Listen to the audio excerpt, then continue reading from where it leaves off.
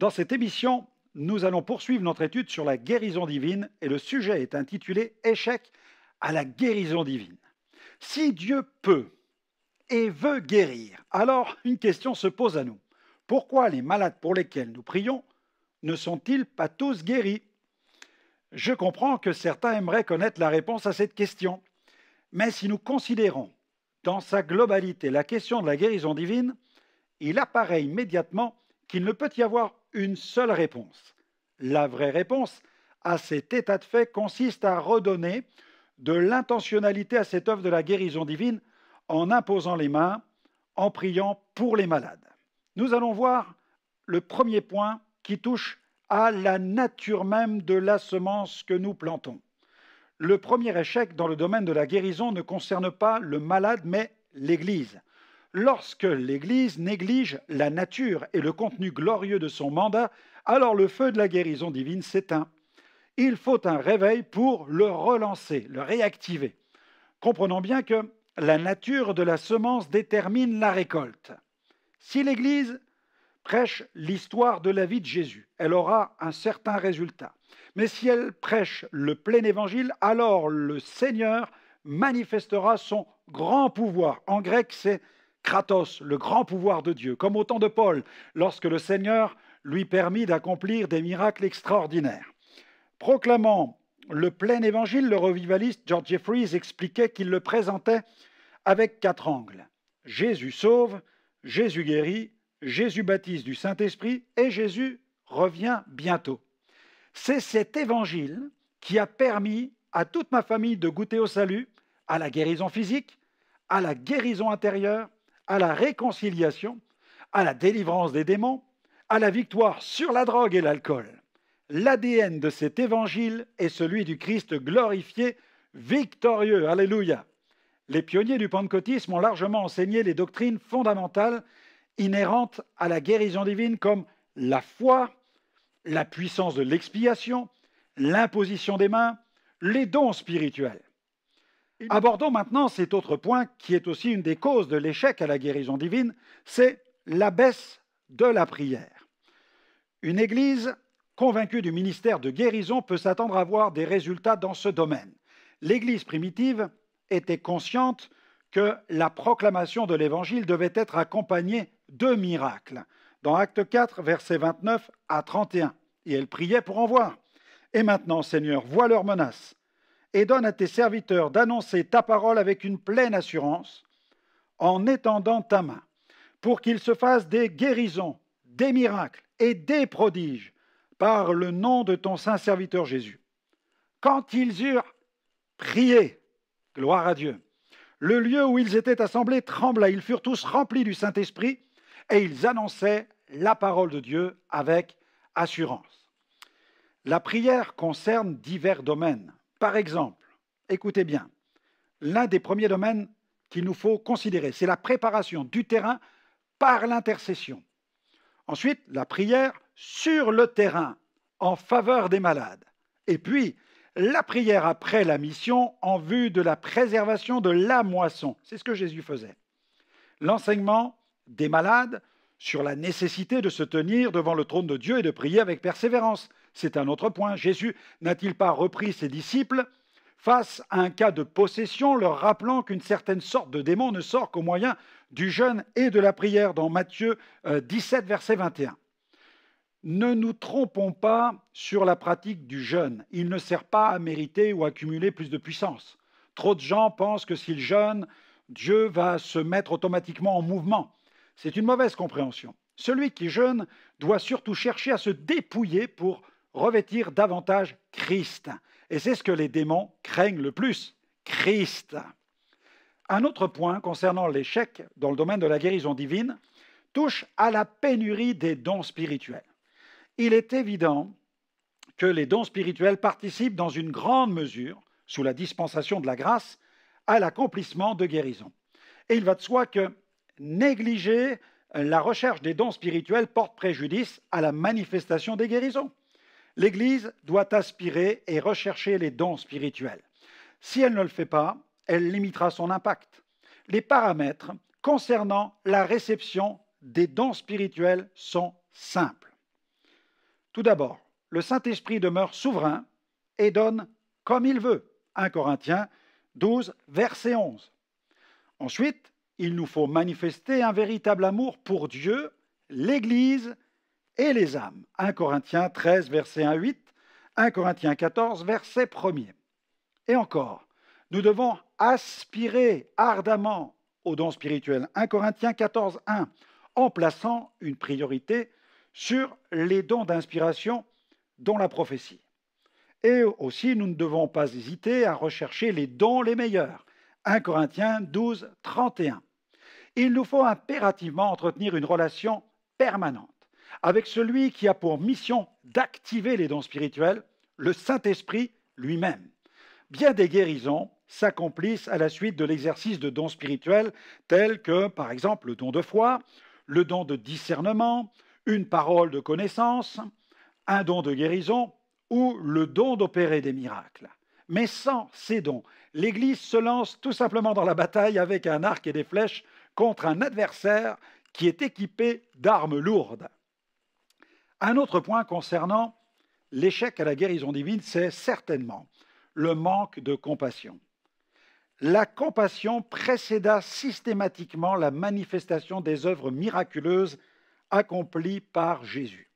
Face à la souffrance, Jésus se tournait dans la prière vers le Père et il passait ensuite à l'action. Il libérait des possédés en réprimant des démons et il guérissait des malades en leur imposant les mains ou en donnant des paroles d'autorité.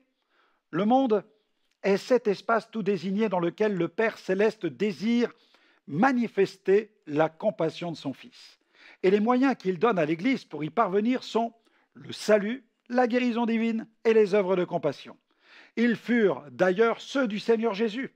La compassion fut l'une des principales caractéristiques du ministère de Jésus. Regardez, Matthieu 9, 36. Ému de compassion pour une foule languissante et abattue.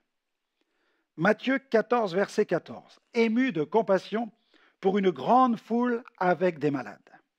Matthieu 15, verset 28 à 32. Ému de compassion pour une foule ayant avec elle beaucoup de malades. Marc 1, verset 41. Ému de compassion pour un lépreux qu'il va purifier. Marc 6, verset 34. Ému de compassion pour une foule qui était comme des brebis sans berger. Marc 8, verset 2. Ému de compassion pour une foule qui n'a rien à manger et qu'il va miraculeusement rassasier. Luc 7, verset 13. Ému de compassion pour une veuve qui portait en terre son fils unique que Jésus va ressusciter et rendre à sa mère. Un autre point important à considérer concernant l'échec à la guérison divine, c'est la baisse de la pratique de l'imposition des mains. Jésus ne nous a-t-il pas commandé d'imposer les mains aux malades? Il imposait les mains lui-même. Paul, les autres apôtres et les disciples de l'Église primitive observèrent ce grand principe qui est conforme à Marc 16. C'est conforme à la parole de Dieu que d'imposer les mains. Dans Marc 16, versets 17 à 20, « Voici les miracles qui accompagneront ceux qui auront cru. En mon nom, ils chasseront les démons, ils parleront de nouvelles langues, ils saisiront des serpents. S'ils boivent quelque breuvage mortel, il ne leur fera point de mal. Ils imposeront les mains aux malades, et les malades seront guéris. » Le Seigneur, après leur avoir parlé, fut enlevé au ciel, et il s'assit à la droite de Dieu. Ils s'en allèrent prêcher partout. Le Seigneur travaillait avec eux et confirmait la parole par les miracles qui l'accompagnaient. Amen. Gloire à Dieu. Ce geste de l'imposition des mains revêt plusieurs aspects. Tout d'abord, l'identification à celui qui passe par l'épreuve, l'expression de la compassion, mais aussi un point de contact qui libère ce message, le miracle est possible. La libération de la puissance de Dieu. Il arrive que la guérison soit instantanée. Vous vous souvenez de ce passage certainement où Paul impose les mains au père de Publius. Il prie Dieu, il impose les mains et la fièvre le quitte. La maladie s'en va. Si l'Église pratique peu l'imposition des mains, elle verra peu de guérison. Un autre point à considérer concernant l'échec à la guérison divine, c'est certainement la négligence de la pratique de l'onction d'huile. Certaines guérisons et restaurations passent par ce qu'on appelle la cure d'âme. Celle-ci implique dans certaines situations le recours à l'onction d'huile. Il est fait mention de cette onction dans Jacques chapitre 5, versets 13 à 20. Si le Seigneur demande à son peuple d'user de cette méthode, c'est qu'il considère que l'acte comporte une dimension spirituelle. L'huile déversée sur la personne malade symbolise l'œuvre pénétrante du Saint-Esprit. Mais elle représente aussi cette grâce que Dieu désire répandre lorsque le peuple de Dieu se rassemble. Il arrive que celui qui souffre d'une grave maladie et qui est retenu chez lui se sente comme privé ou coupé de la communion fraternelle. La visite du pasteur et des anciens pour l'administration de l'onction d'huile contribue à rappeler à ce membre qu'il fait partie du corps de Christ et que la communauté ne l'oublie pas et qu'elle prie pour son rétablissement.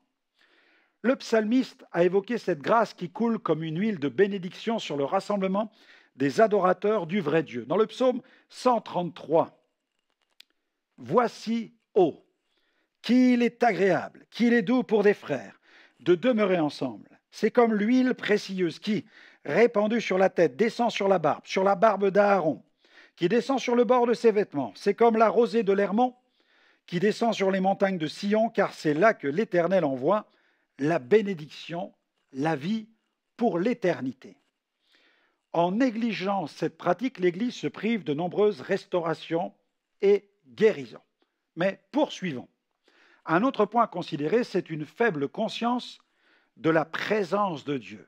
Cela nuit à la guérison divine. L'Église peut très rapidement perdre cette conscience de la présence de Dieu, surtout lorsqu'elle tombe dans la routine ou l'hyperactivisme. Le grand nombre de programmes au sein d'une Église locale ne sont pas des preuves de profondeur spirituelle. L'activisme n'est pas le réveil. Le réveil est une préoccupation permanente de la recherche de la présence de Dieu. C'est une faim insatiable et une soif intarissable. Si l'essor extraordinaire des nouvelles technologies et des moyens de communication actuels sont un atout, ils ne doivent jamais se substituer au ministère du Saint-Esprit. Rien ne peut le remplacer. Il doit être notre première préoccupation. Je connais certains pasteurs qui ont appuyé sur le frein car ils ont pris conscience que la dynamique de la communication ne devait en aucun cas remplacer la dynamique du Saint-Esprit. Aucun programme, aussi performant soit-il, ne peut remplacer le ministère du Saint-Esprit avec les puissantes manifestations. L'Église locale ne doit jamais perdre de vue que sa plus grande énergie n'est pas le volume du son, l'intensité des projecteurs, la dynamique du clip ou la qualité du PowerPoint. Sa plus grande énergie est celle de la présence de Dieu. Dieu, le grand Dieu, ne doit pas devenir comme un post-it que l'on colle sur son frigo. Le plus dramatique pour une Église, c'est quand Dieu est de plus en plus aux abonnés absents. 1 Corinthiens 14, 25. « Mais si tous prophétisent et qu'il survienne quelques non-croyants ou un homme du peuple, il est convaincu par tous, il est jugé par tous. Les secrets de son cœur sont dévoilés de telle sorte que, tombant sur sa face, il adorera Dieu et publiera que Dieu est réellement au milieu de vous. » Un autre point à considérer est certainement l'esprit d'incrédulité. Si l'Église doit faire un travail sur elle-même, nous ne pouvons pas non plus ignorer le fait que le terrain sur lequel l'Église sème est déterminant quant à la nature et à la quantité de la récolte qu'elle espère moissonner. Même Jésus a buté sur ce sol rocailleux, un sol profondément marqué par l'incrédulité. Regardez dans Matthieu 13, versets 54 à 58. S'étant rendu dans sa patrie, il enseignait dans la synagogue, de sorte que ceux qui l'entendirent étaient étonnés et disaient « D'où lui viennent cette sagesse et ces miracles? N'est-ce pas le fils du charpentier? N'est-ce pas Marie qui est sa mère, Jacques, Joseph, Simon et Jude? Ne sont-ils pas ses frères? Et ses sœurs, ne sont-elles pas toutes parmi nous? D'où lui viennent donc toutes ces choses ?» Et il était pour eux une occasion de chute. Mais Jésus leur dit « Un prophète n'est méprisé que dans sa patrie et dans sa maison. » Et il ne fit pas beaucoup de miracles dans ce lieu à cause de leur incrédulité.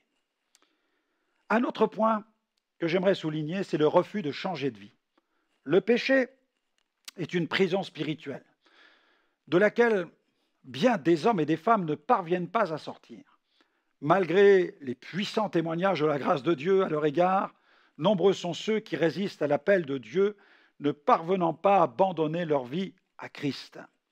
Paul a écrit au jeune serviteur Tite, dans le chapitre 2, verset 11, « Car la grâce de Dieu, source de salut pour tous les hommes, a été manifesté, entre parenthèses, en Jésus. Et il y a ce retour en arrière, qui est aussi un frein.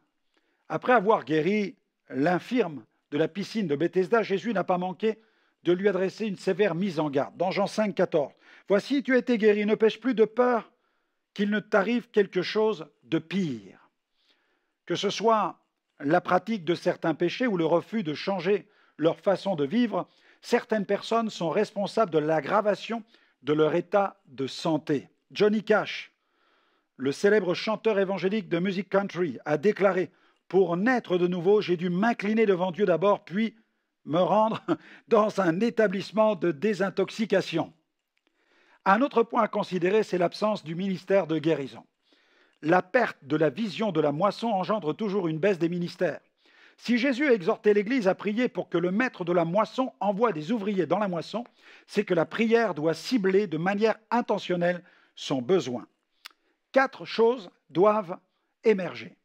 Premièrement, la vision, celle de la moisson. Deuxièmement, la prière, pour que des ouvriers se lèvent. Troisièmement, des ministères, c'est-à-dire des hommes qui vont aller labourer, des hommes et des femmes appelés par Dieu, qui vont aller labourer, semer, arroser et récolter. Quatrième point, la moisson, la récolte d'âmes sauvées.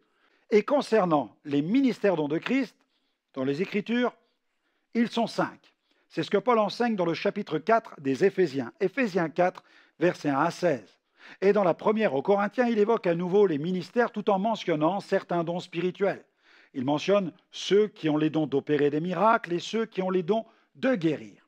1 Corinthiens 12, 28. Et Dieu a établi dans l'Église, premièrement, les apôtres, secondement, les prophètes, troisièmement, des docteurs, ensuite, ceux qui ont le don des miracles, puis ceux qui ont les dons de guérir, de secourir, de gouverner, de parler diverses langues. Si l'Église ne prie pas pour l'expression de ces dons, elle passe à côté d'un impact plus puissant dans la société. Ayons conscience du processus. L'échec de certaines guérisons tient aussi au fait que la guérison ne s'accomplit pas toujours de façon instantanée. Elle réclame un processus et l'Église n'assure pas toujours cette assistance spirituelle auprès de ceux qui ont besoin de restauration, par exemple. Dans certains cas, Dieu désire accomplir premièrement une œuvre à l'intérieur, au niveau de l'âme, avant de s'occuper de l'extérieur, c'est-à-dire du corps. Parfois, la guérison implique aussi une restauration psychologique, une démarche de réconciliation, la découverte des vertus du pardon. Ces œuvres de restauration réclament du temps, mais aussi des équipiers engagés auprès des malades. La formation apparaît comme un véritable impératif pour répondre à ces nombreux besoins, sachant que notre société moderne génère de nouvelles pathologies liées au numérique, à la consommation. L'anxiété et les comportements compulsifs ne cessent de s'amplifier, entraînant de nombreux troubles sur le plan psychologique. Voici un article de Figaro Santé. La Bible de la psychiatrie est en cours de révision. De nouvelles pathologies mentales devraient bientôt être officiellement reconnues, comme le binge eating ou l'hyperphagie, un trouble du comportement alimentaire proche de la boulimie. Considérons aussi un autre point qui est une cause d'échec dans le domaine de la guérison, c'est la négligence de la culture de guérison. Certaines églises de Pentecôte perdent malheureusement cette culture de la guérison divine qui fut le fer de lance de nos pionniers. Se pourrait-il que l'ADN de certaines églises de Pentecôte se modifie? Eh oui, un ADN peut se modifier. Sur le plan biologique, cette mutation a été constatée. Dans Europe Science, Michel Viseau du CNES, le Centre d'études spatiales, atteste que les voyages dans l'espace sont stressants et ont des effets profonds sur le corps humain. C'est ce que révèle une étude menée sur l'astronaute américain Scott Kelly qui a passé l'an dernier 340 jours dans la station spatiale internationale ISS et son frère jumeau resté sur Terre. Leur mission avait pour but d'étudier, de comparer les effets de l'espace et ceux de la vie normale sur le corps humain. Les premiers résultats indiquent que l'ADN est modifié après un voyage dans l'espace. Les chromosomes de Scott Kelly sont devenus plus longs que ceux de son frère jumeau. Selon les experts, cela est sans doute lié au stress ressenti dans l'espace, le voyage, la vie en micro-pesanteur, la nourriture lyophilisée, l'exposition aux radiations dans l'espace. Il y a beaucoup plus de radiations que sur Terre, qui sont source d'angoisse. Le vol spatial a un effet direct sur la partie la plus importante de l'expression génétique. La guérison divine est un des éléments qui constituent l'ADN du pentecôtisme. Sachons le préserver. Voici quelques domaines de prédilection qui contribuent à préserver cet ADN. Le message, la prière, les appels, l'imposition des mains, les dons de révélation, les dons de puissance, et j'ajoute les moments d'adoration, la formation au ministère et les témoignages rendus publics. Un autre point à considérer, c'est le faible entretien de la foi. Un mouvement évangélique qui a connu un grand succès dans les années 50 est celui de la parole de foi. À cette époque, les leaders de ce mouvement placèrent une importante emphase sur la foi et les promesses de guérison divine. Malheureusement, chez bien des adeptes de ce mouvement, cette foi fut souvent le produit d'un effort humain, fruit de l'étude, de la mémorisation et de la proclamation incessante de promesses bibliques. L'importance fut placée sur la mesure de foi, dans le sens de quantité, que ce soit au niveau de la prière, de la lecture et de la confession. Il s'agissait d'une forme de, disons-le, de méthode couée à la sauce évangélique. Le principe était simple. Tu confesses, donc tu possèdes. Tu ne regardes pas aux symptômes. Tu stoppes tes médicaments car tu es guéri. Si tu n'arrêtes pas les médicaments, c'est que tu ne crois pas vraiment à la parole de Dieu. Tu doutes, donc tu ne seras pas guéri. L'erreur de cette organisation fut certainement de ne pas suffisamment considérer les dons spirituels qui sont le fait même du souffle de l'Esprit Saint qui a le pouvoir de produire des miracles. Ils mirent l'accent sur une foi toujours plus grande basée sur le produit des efforts humains. Ne tombons pas dans ce piège qui consiste à placer notre foi dans la foi, mais plaçons notre foi dans une seule personne, celle de Jésus. Jésus a dit, dans Jean 14, versets 12 à 14, « En vérité, je vous le dis, celui qui croit en moi fera aussi les œuvres que je fais, et il en fera le plus grande, parce que je m'en vais au Père. Et tout ce que vous demanderez en mon nom, je le ferai, afin que le Père soit glorifié dans le Fils. Si vous demandez quelque chose en mon nom, je le ferai. » Notons que Jésus accomplissait des miracles selon les directives reçues de son Père. Il œuvrait en parfaite communion avec lui. Après la guérison de l'infirme de Bethesda, il a dit, dans Jean 5, versets 19 à 20, « En vérité, je vous le dis, le Fils ne peut rien faire de lui-même. Il ne fait que ce qu'il voit faire au Père.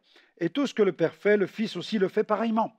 Car le Père aime le Fils et lui montre tout ce qu'il fait.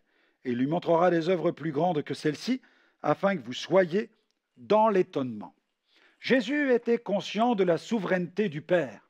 Cette relation, cette communion était son secret. D'ailleurs, vous noterez qu'à la piscine de Bethesda, Jésus ne chercha pas à guérir tous les infirmes.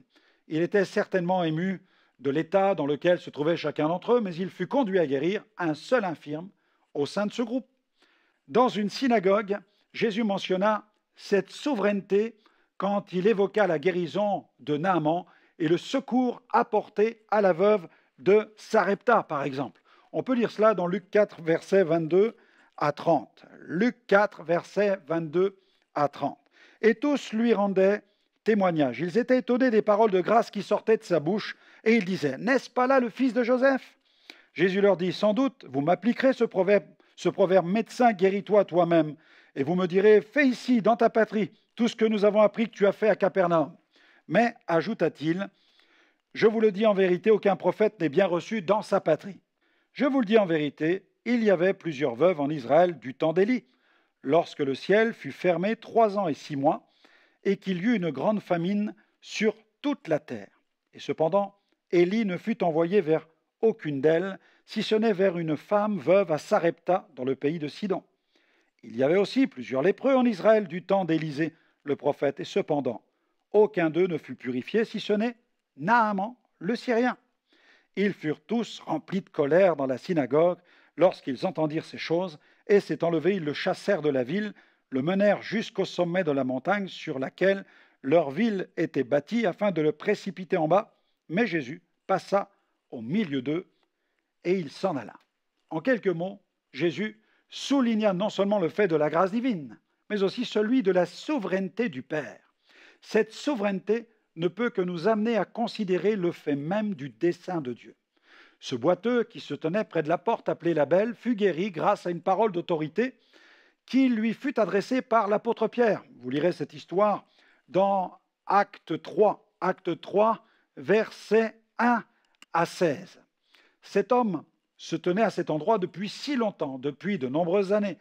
Il paraît même vraisemblable que Jésus soit passé plusieurs fois à proximité de lui, et pourtant, Jésus ne s'est jamais arrêté pour le guérir.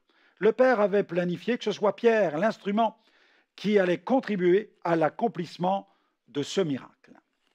Voyons à notre point le terme des jours d'une personne. Il arrive aussi que la guérison échoue parce que Dieu, dans sa souveraineté, a décidé de rappeler une personne à lui. Dans ce cas, celle-ci atteint le terme de ses jours. Il ne faut donc pas le voir comme un échec, mais plutôt comme une décision divine qu'il nous faut accepter. C'est Dieu qui fixe le jour de notre naissance et c'est aussi lui qui fixe celui de notre départ pour la patrie céleste. Psaume 139, versets 13 à 16. « C'est toi qui as formé mes reins, qui m'as tissé dans le sein de ma mère, je te loue de ce que je suis une créature si merveilleuse. Tes œuvres sont admirables, et mon âme le reconnaît bien. Mon corps n'était point caché devant toi lorsque j'étais fait dans un lieu secret, tissé dans les profondeurs de la terre. Quand je n'étais qu'une masse informe, tes yeux me voyaient, et sur ton livre étaient tous inscrits, tous, les jours qui m'étaient destinés avant qu'aucun d'eux n'existe. » C'est Dieu qui fixe le terme de nos années. Job 16, 22, « Car le nombre de mes années touche à son terme, et je m'en irai par un sentier d'où je ne reviendrai pas. » Le ministère de Franck Eliane Alexandre, c'est tout d'abord prêcher l'Évangile dans des missions en France et à l'étranger, où Dieu se manifeste par des signes, des miracles et des prodiges. C'est un atelier de production-publication où sont réalisés tous ses livres, CD et DVD. Ce sont diverses émissions télévisées, diffusées par satellite et relayées par notre site web. Et ce sont enfin des rencontres de renouveau pentecôtiste ouvertes à tous les chrétiens qui veulent progresser dans l'exercice des dons spirituels. Retrouvez-nous sur les réseaux sociaux.